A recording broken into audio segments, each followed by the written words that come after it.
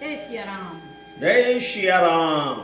बोलो राजा रामचंद्र की जय।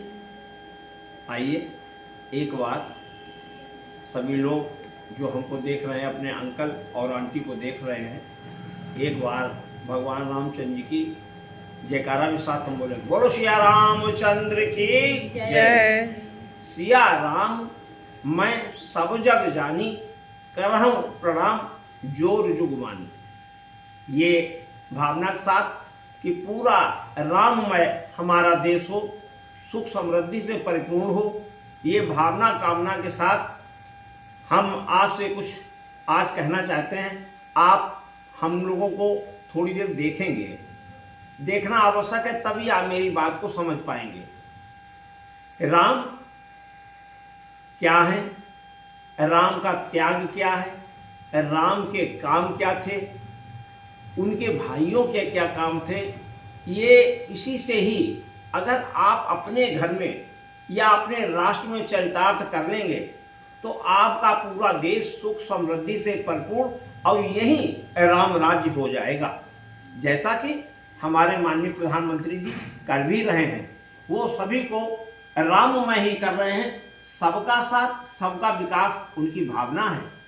यही भगवान राम ने, आप गौर कीजिए, भगवान राम ने अपने पिता के कहने से, दशरथ के कहने से, सौतेली माँ के कहने से उन्होंने अपना देश का परित्याग कर लिया और पिता दशरथ ने अपनी बात, अपनी वाणी को जाने नहीं दिया।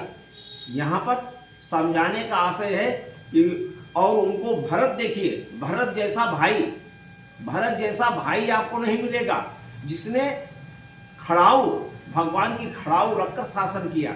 उस गद्दी पर नहीं बैठा जिस पर भगवान राम बैठे थे। आपको लक्ष्मण जैसा भाई नहीं मिलेगा जिसने अपनी पत्नी को त्याग करके अपने भाई के साथ चला गया। ये भावना आप देखिए, आज छोटी छोटी चीजों के लिए सगे भाई आपस में टकरा रहे हैं। सभी लोग आपस में लड़ते हैं, झगड़ते हैं, मारपीट, कत्ल, सब चीज पैसे के पीछे ही आदमी दौड़ा दौड़ा घूम रहा है। रिश्ते नाते सब टूट गए। यही चीज हमारे समाज में भी है। हम उन्हीं भगवान राम की अयोध्या के विषय में आपको बताना चाहते हैं, जो कि आपको शायद बहुत से दर्शकों को मालूम भी नहीं होगा। हो सकता है उनकी आयु कम ही हो। ये बात हम आपको बता रहे हैं, लगभग 35 से 36 साल पहले हम लोग अपने मित्र के साथ बनारस घूमने गए हुए थे और वहीं से घूमते हुए हम लोग आ रहे थे। आने के बाद में हम लोग अयोध्या, शाम के टाइम अयोध्या जो है, शाम के टाइम अयोध्या उतर जाते हैं। एक छोटी सी स्टेशन अयोध्या थी, एक छोटी सी स्टेशन अयोध्या थी और वहीं पर पास में एक डाक बंगला पुराना टाइप का बना था रेलवे स्टेशन का, बहुत ही जीर्ण शीर्ण अवस्था में था। उसी में हम लोगों ने रात गुजारी थी। सुबह के टाइम हम लोगों ने सरयू का स्नान किया और तंग गलियों से होते हुए एक गली जो मेन जाती है, वहाँ पर हम लोगों ने सब सीता रसोई, हनुमानगढ़ी, दोनों तरफ पुराने टाइप की दुकानें, झुकी हुई दुकानें बनी हुई थी। पूरा वीरान था, कोई भी वहाँ पर आदमी जाता नहीं था। बहुत कम दर्शक लोग जाते थे। जो भगवान के दर्शन करने के इच्छुक थे वही जाते थे। बाकी जब मैं गया वहाँ पर बिल्कुल सन्नाटा था, क्यों आगे साइड में एक बैरियर लगा हुआ था राम जन्मभूमि की तरफ जाने के लिए। पुलिस की बंदोबस्त ज़्यादा थी। रामगढ़ी के दर्शन, हनुमानगढ़ी के दर्शन करने के बाद हम लोग जो है भगवान राम के जन्म स्थान पर जाते हैं। वहाँ पर हमारी बेल्ट जो कि चमड़े की थी वो उतरवा ली जाती है। हम लोग उस परिसर में घुसते हैं। एक परिसर काफ़ी बड़ा था। उसमें जो है सब पुलिस वाले लगे हुए थे कि अंदर कोई जो है कोई चीज़ लेके ना जा पाए, इसलिए वहाँ पे सबकी तलाशी भी ली जा रही थी। हमारी लोगों की तलाशी लेने के बाद हम लोग अंदर जाते हैं। वहाँ पर भगवान राम, एक झूला जो था, एक लकड़ी का झूला बना हुआ था। उस लकड़ी के झूले में पालना, हमारी पत्नी ने उनको झुलाया, हमने भी झुलाया। उसके बाद में हम लोगों ने हाथ से उनके पैर छुए। कहाँ अब ये तो किसको सौभाग्य मिल पाएगा, अब तो दूर से ही आपको दर्शन करने को मिलेंगे। और हम लोगों ने उनको हाथ से उनके पैर भी छुए थे और उनका झूला भी झुलाया था। उसके बाद आने के बाद में उस परिसर को रोकने के लिए बहुत बड़े बड़े कसौटी के खंभे बने हुए थे। हमें आज भी खूब याद है, मैं उन कसौटी के खंभों को अपने हाथों से भर रहा था, लेकिन वो मेरे हाथों में नहीं आ पा रहे थे, वो इतने मोटे थे। उसी पर वो पूरी बिल्डिंग रुकी हुई थी। उस काली कसौटी के खंभों पर सारे भगवान खुदे हुए थे, जिन्हें हम दूर से पहचान सकते हैं। हनुमान जी खुदे हुए थे, सूर्य नारायण बने हुए थे, इंद्र जी बने हुए थे, और ये सारे पूरे भर में ऊपर से नीचे तक सब खुदे हुए थे। बड़े ऊंचे ऊंचे ये खंभे थे, कसौटी के काले रंग के।